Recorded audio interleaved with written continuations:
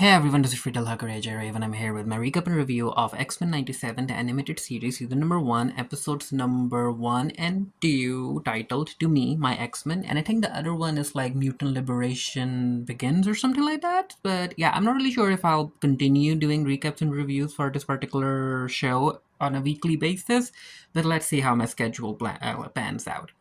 Anyway, as far as my opinion goes, I did enjoy the two-episode premiere. There were certain creative decisions I would have done certain things differently, but overall, it was a very, very, very enjoyable return to an iconic series because 97 basically serves as a sequel to the original 92 series. And you know what? I think the creative team did a good job, even though there is some controversy surrounding Beau DiMaio's exit. There's been no explanation, and I'm not really sure if we'll ever get an explanation. But anyway, coming to the first episode, the theme song is the same, and they also kept the title sequence the same with this. It's the same character, same everything. It's just that we now have a new animation style, and Morph and Bishop also get their little scenes as well. Now, as far as the animation style is concerned, it's gonna get some getting used to for certain fans, but I don't mind it. I really don't mind it that much. But it is what it is, right? That's just how things are gonna be when it comes to animation. The episode basically opens up with a quick recap concerning what happened in the previous series, with people thinking that Professor X he's been assassinated and that he's dead and all of that stuff. And yeah, but we know that he's not dead, right? He's gone to get heal over in Shi'ar space. But anyway, people, because of Professor X's so-called assassination, a lot of people have gotten a bit of like they're showing empathy and kindness towards the mutant cause, and the UN has sided with the mutants, and they have destroyed all of the Sentinels and yada yada yada. So yeah, so basically, as time moves on, there's more support for the mutant cause. But of course, there are other groups of people who aren't into it because, as far as they're concerned, supporting the mutant kind means that you're basically signing the extinction warrant for the human race, and they can't have it, especially when it comes to Friends of Humanity. So with the previous series basically introducing us to the world of mutants via Jubilee, this time we are getting introduced to the world via Sunspot. And yeah, Sunspot is rich and all of that stuff, and he's been kidnapped, and apparently certain companies or certain people are paying the Friends of Humanity money for all of the mutants that they snag up and sell to them. And of course, Roberto is like, hey, don't sell me off. I've got a lot of money. Just pay the price and yada, yada, yada. And right now, they don't even know what kind of powers he has because he isn't into using them. And similar to the original series where Storm commands the Sentinel to let Jubilee go, this is where Storm commands the Friends of Humanity to let Roberto go and all of that stuff. And Friends of Humanity and are like, you know what, Weather Witch, we aren't scared of you. And they start shooting at her, and Bishop comes in for an assist, and they are using high-tech graded Sentinel weapons, which does come as a surprise to the mutants. And Bishop and Storm get knocked out, which, okay. And then Cyclops comes in, and we get another Easter egg kind of scene where he ends up getting attacked by the Friends of Humanity, and they take his visor, and he's like, I surrender, and he's like, not. But yeah, Cyclops, the way that these two episodes ended up making Cyclops use his visor, I'm like, yeah, that's the type of creativity I want to see when it comes to mutant powers being utilized. So it turns out that Cyclops wasn't happy that Rogue and Gambit and Wolverine and Morph decided to sit this mission out. He's like, you know what, Bishop and Storm could have gotten hurt. I needed you guys on the field. But yeah, Gambit and Rogue are like, you know what, those two can handle themselves and yada yada yada. Also, you need to lighten up and all of that stuff. And Cyclops, he's under a lot of pressure because Professor X gone. He's trying to keep the team together and keep the team going, but it's not really going the way that he wants it to. And I'm like, Cyclops, you just wait with how the first episode ended. Jean comes in, and yeah, Jean is pregnant, but I think at this point we can all agree that that's not really Jean. That's supposed to be Madeline, but hey, it is what it is. We'll get to it when we'll get to it. So yeah, Scott is very worried. He's like, we need to be on the field, we need to be vigilant because those Friends of Humanity people, they're using Sentinel tech. And then we get this entire scene where Storm, Cyclops, Beast, and Jubilee are trying to ask Roberto questions. They're like, you know what, Roberto, you probably might have an idea where these people got the Sentinel tech. You have to help us. And Roberto isn't into helping them, but he just wants out. He just wants to go. He just doesn't like being a mutant, but we'll get to that particular scene in a bit. Of course, they can't let Roberto go. They're like, Roberto, you're still in danger. They might still be looking for you. So if we let you go, they'll kidnap you again. So please stay. And Roberto's like, okay, well, so what the heck am I supposed to do here? And Jubilee decides to take him to the danger room. And he's not really impressed. He's like, yeah, I'm not here to play games. But yeah, it's not a game. Wolverine decides to step in. And he ends up scaring Roberto. Scott and Jean end up having a conversation with, I think her name is supposed to be Valerie Cooper. She's a representative at the UN. And she's like, hey, don't worry about it. There are no Sentinels that are out there, and you guys ended up destroying the Master Mold anyway, right? And as far as Trask is concerned, he's gone with the wind. We don't really know where he's at, but Scott, you have to trust us. We are trying to support mutant kind and all of that stuff. But yeah, Scott is sort of like, no, I get what you're trying to say, but I need this handled because we are the ones who are in danger. And then Jean decides to calm Scott down, and she's like, you know what, Scott, Professor X, I get it that you wanna continue in his dream and whatnot, but right now we have a new baby coming up, and I think it's time that you think about the future that our baby will have. So basically, Jean wants Scott out of the team. The team is playing with Roberto, and it turns out that Wolverine ended up bullying him and yada yada yada, so he's ran away. Scott is like, you know what, we need him back. So team, go out and search for him. We need Roberto back. They end up finding Roberto at this rave, and this is where we get a scene between Gambit and Rogue, because Rogue is looking at the people dancing so close together, and she's like, you know, because again, she wants human physical touch, which makes sense. Gambit is willing to give it to her, but she doesn't want to hurt Gambit. Morph decides to joke around with Wolverine because he's being very grumpy, and this is where Morph realizes that Wolverine is grumpy because Wolverine realizes that Jean is gonna leave the team.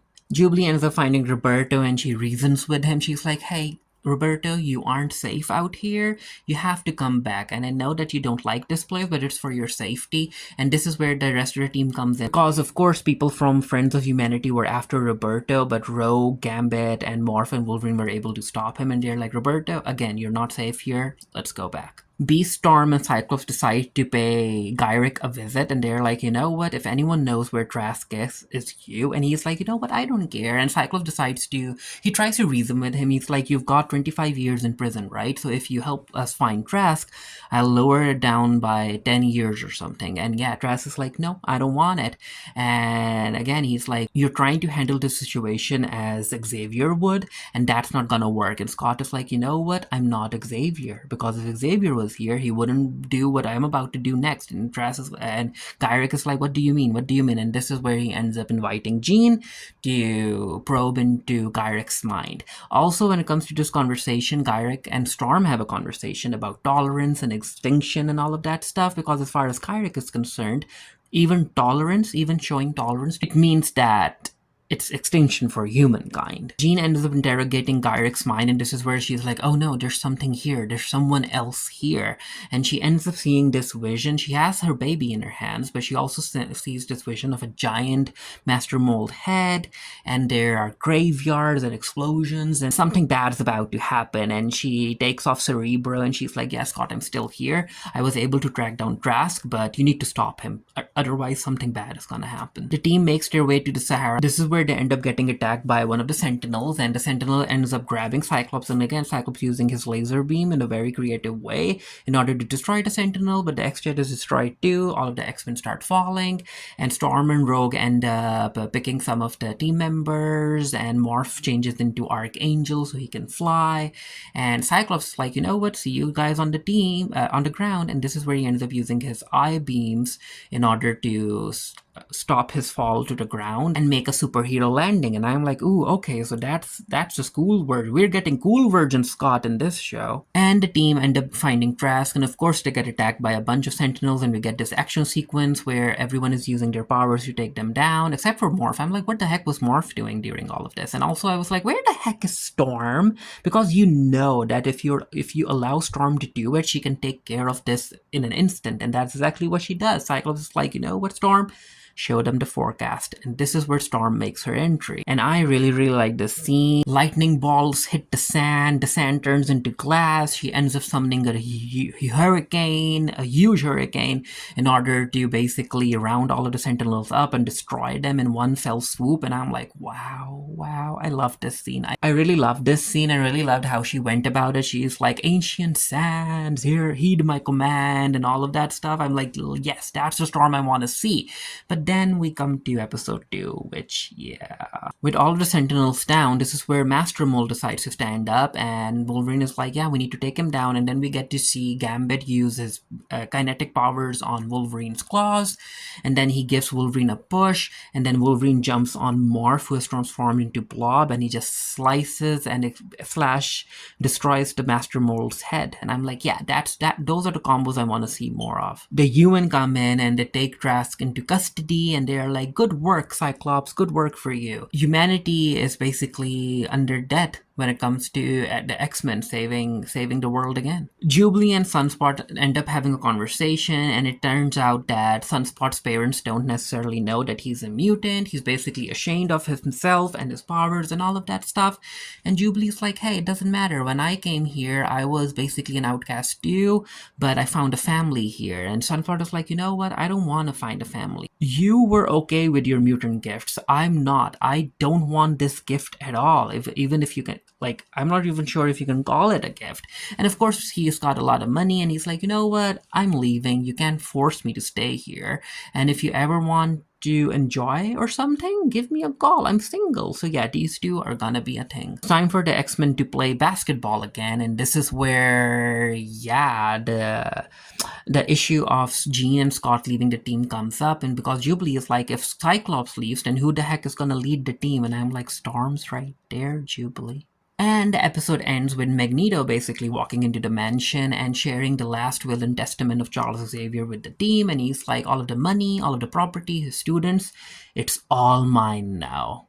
So the X-Men are mine. And this is where the episode ends. And when it comes to the second episode, it's basically Magneto going around saving people. He also ended up saving the Morlocks and all of that stuff, because he's like, hey, if Charles ended up leaving me with this responsibility, I'm gonna make the most of it. So it turns out that he ended up using Charles's all of that money in order to create the island of Genosha and all of that stuff. And the Morlocks have been invited to go and live there. And I'm like, okay, so it's giving me Krakoa vibes. So let's see how that pans out. And Scott is like, so that if Magneto is going to be the leader of the X-Men, does that mean that Charles Xavier didn't trust me? And Jean is like, no, that could never happen. Of course Charles trusted you, but maybe he did this for us so that we can move on with our lives and someone else carries the torch. Of course, Cyclops doesn't trust Magneto, and he's like, hey Magneto, if your intentions are pure, why don't you let Jean scan your mind? And Jean's like, no, it doesn't work like that. Even if I end up scanning his mind, I'm just reading his mind at this particular moment. I can never be sure if he changes his mind afterwards and whatnot. And again, this is where Storm chimes in. She's like, you know what? You have to understand why we are still suspicious of you. You've been our enemy for a very long time now, Magneto. And Magneto's like, Storm, you're the closest person that I've ever seen when it comes to like seeing an actual goddess and all of that stuff. So he basically shows Storm that he respects her and all of that stuff. And I'm like, yeah. So in the first episode, we got to hear the Sentinels call Storm an Omega level threat. And then we got to see Magneto basically refer to her as a goddess. And I'm like, okay, X-Men's 97. I see you. But yeah, basically it turns out that Magneto will have to work in order to earn the team's trust. We have the scene where Storm is helping Jean pack, and Jean ends up having a conversation with Storm. I want to talk to you about something, and promise me you won't judge, and yada yada yada. So it turns out that Jean is kind of afraid when it comes to her baby, her little son, because she's like, how am I supposed to tell him or make him understand that he's different from the rest of the people and that he'll be hated and hunted and all of that stuff? And I'm like, Jean, you're having this conversation with Storm, a black lady, right, sitting right in front of you. Like, even if you take away Storm's mutation, she's still a black woman. living in America during the 90s. So read the room. But anyway, it is what it is. And Storm is like, Jean, you don't have to worry about it. You're thinking of like a mother. Of course you're worried about how your son's life is gonna be in the climate that we live in and all of that stuff. And Jean also asks Storm if she has ever thought that how life would have been if she was merely a human. And Storm is like, you know what? It is an interesting thought, but then again, I'm grateful that my mutation ended up bringing me to this mansion and making me have this family and a sister and all of that stuff. And I'm like, really, really, Storm has thought about being human. That goes against her character, but okay. And of course, it's all supposed to be foreshadowing for what's about to come. Rogue decides to have a conversation with Magneto, and this is where we find out that these two used to have a thing way, way back, which, hey, it's canon in the comics, so of course it was going to show up in the animated series. Because, again, when it comes to the X-Men, of course, these are people with superpowers, but it's supposed to be a soap opera, and this is giving me soap opera. And Rogue is like, you know what? That happened a long, long time ago. It can never happen again, Magneto. And of course, Rogue again tells Magneto that, hey, if you want to earn trust the way that I did, like, you can't demand it. You have to show that you have changed. The conversation is cut short because Miss Cooper comes in with a little army,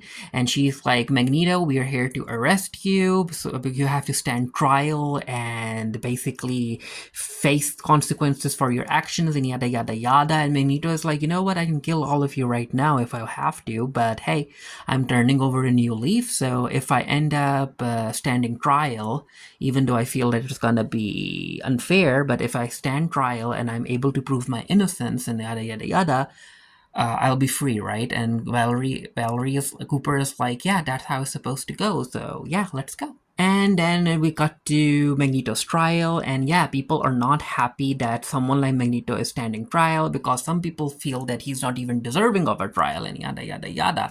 And Cooper ends up listing all of his crimes and how he should pay for them. And this is where Magneto ends up talking about how he's trying to change and he's trying to walk the path that Xavier has been trying to walk and all of that stuff. And he's like, hey, uh, also we aren't the ones who are at fault, right? You guys are the one who ended up creating the Sentinels to hunt us down, and trying to go up against us is basically exterminating our community. And Magneto, he doesn't say that like very, very obviously, but he does bring up his background and his Jewish heritage and all of that stuff. So there are links there.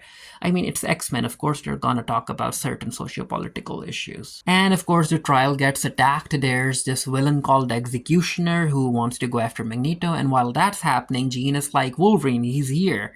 And Wolverine's like, who, Apocalypse? He's like, no, the baby. So Wolverine has to drive Jean to the hospital, and the Executioner ends up being a very formidable opponent. He ends up taking down a bunch of the X-Men, and this is where Morph has to step in. And because Morph can get the physical abilities of the person he morphs into, so it's kind of nice to see certain cameos for certain characters.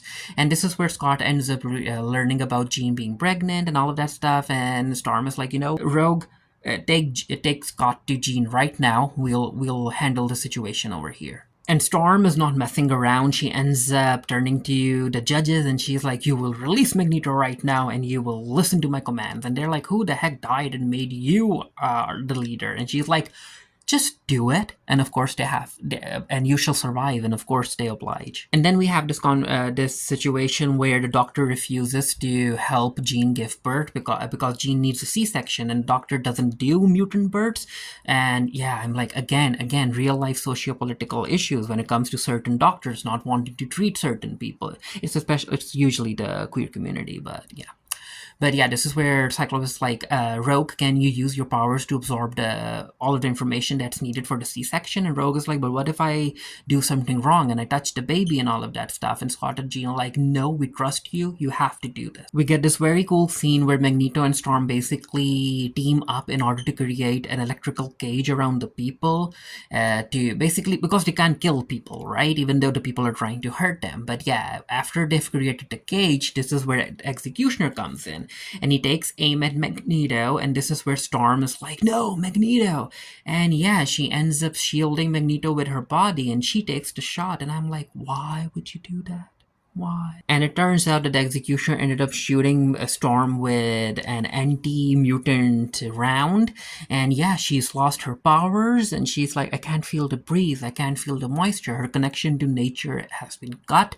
And yeah, she's on the ground and Magneto is angry. Magneto takes the judges and the executioner all the way up in the sky, and he's like, "I can crush you guys. I can crush you guys right now, like little insects." And the judge is like, "Don't do it. This wasn't our fault." And this is when Magneto's like, "You know what? I am gonna turn a new leaf, but I'm gonna do things differently. So what I'm gonna tell you right now, you better listen good. This isn't about we begging for tolerance from you guys. No, we are done with the tolerance thing. That's not gonna happen. But what you're gonna realize is that mutants have the same rights to exist on the earth as much as humans do. And you just have to make do with it. I don't care if you like it or you don't like it. We are mutants, we are here, we are proud, and we are not going anywhere. And while all of that's happening, this is Jean ends up giving birth to a boy, and Cyclops like, "What are we gonna call him?" And she's like, "Nathan." So they name him Nathan Charles Summers. And on the TV, of course, the UN is trying to basically link up with Genosha, and they're like, "Yeah, Magneto has been pardoned, and we're gonna try and get Genosha into the United Nations." We cut to the mansion. I mean, just like, yeah, you guys are gonna really leave, huh? And Cyclops like, yeah, I trust you now. I think you can handle the team, and I'm gonna leave. And this is where Magneto tells Scott that, hey, be vigilant, okay? They will always come for you, so be on guard. Hank is going over the thing that the executioner shot Storm with, and he's like, okay, so the mutant collars are temporary, right? They have radiation that if you take the collar away, your mutant powers are suppressed anymore. But what the executioner shot you with is a very, very targeted radiation type of bullet that's attacking your mutation at a cellular level. And Storm is like, Hank, how long? And Hank is like, the effects seem to be permanent. So yeah, Jean is like, no, we are not giving up. I'm not going anywhere. We're gonna contact Muir Island. There has to be a cure. But no, Storm is like, no, I guess this is it for me. And it's time for Storm to leave, and there's rain outside, and there's lightning, and it kind of scares Storm now because again she's lost her connection with nature. And the episode basically ends with Jean reading aloud Storm's letter of goodbye because Storm is like, I couldn't say goodbye to them face to face. I just have to leave. And at this point, we have to accept that even though we have this connection, I'm not the woman that you guys know anymore. I'm human now, and I'm supposed to tread an entirely different path. And while that's happening, we get to see Rogue going in to have some physical connection with Magneto. So it turns out that maybe his powers are able to suppress Rogue's powers or nullify Rogue's powers or something. Or maybe he doesn't care. I don't know. Something's happening there. And Gambit actually notices Rogue coming out of Magneto's office, and he's sad about it because, again, soapy drama. Martha's like, you know what, Storm will be back. She's just gonna live a day with the normies, and she's gonna see how bad it is, and she'll be back. But the conversation is cut short because there's a knock at the door, and Morph opens the door, and yeah, there seems to be Jean, and she falls into Morph's arms, and she's like, I need the X-Men right now. And they're like, Jean? And Scott is like, if that's Jean, then who the heck is standing behind me? So again, drama. But yeah, this is where the episode ends, and I will be sharing more of my thoughts in a written review. The link to the review will be down in the comment section below if I remember to add it there. But as far as my opinion goes, and overall, very, very enjoyable 2 episodes. As far as a Storm fan, I get the display of powers, like and the respect that she got, yes. But I also understand that she had to be depowered. She had to, because one of the things about the original X-Men animated series was how close they were to the comic books. So if you're gonna do something concerning Storm, you have to do the life death arc where she loses her powers and finds herself. You just have to do it. So I understand the creative team taking this narrative into that direction. I understand that. Because you just know that when she returns, oh, she's gonna return big time. Big time. But yeah, let me know what you thought of the episode down in the comment section below. And until next time, stay happy, stay safe, stay blessed. See you guys later.